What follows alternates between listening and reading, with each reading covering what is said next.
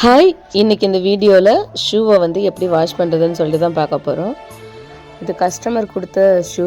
பாருங்கள் எவ்வளோ டஸ்ட் இருக்குதுன்னு சொல்லிட்டு ஃபுல்லாகவே வந்து டஸ்ட்டாக தான் இருக்குது. ஷூ ஃபுல்லாகவே உள்ளே வெளியில் எல்லா இடத்துலையுமே டஸ்ட் இருக்குது. பாருங்கள் எல்லா பக்கமும் டஸ்ட் இருக்குது, அழுக்கும் இருக்குது.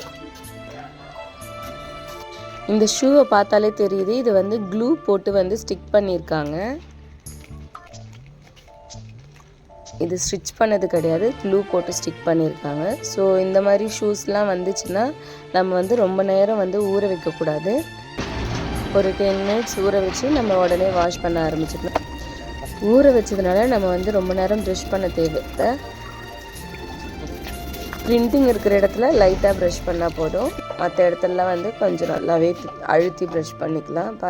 ஷூவில் இருந்த அழுக்கெலாம் போய்ட்டு க்ளீன் ஆகிடுச்சு. பாருங்கள் எல்லா டஸ்ட்டு அழுக்கு எல்லாமே போயிடுச்சு. நம்ம பிரைட் லாஞ்சில் மந்த்லி வந்து 2 days ப்ராக்டிக்கல் லாண்ட்ரி ட்ரைனிங் கொடுக்குறாங்க. விருப்பம் இருக்கிறவங்க ஸ்க்ரீனில் தெரிகிற நம்பருக்கு காண்டாக்ட் பண்ணுங்கள். தேங்க்யூ.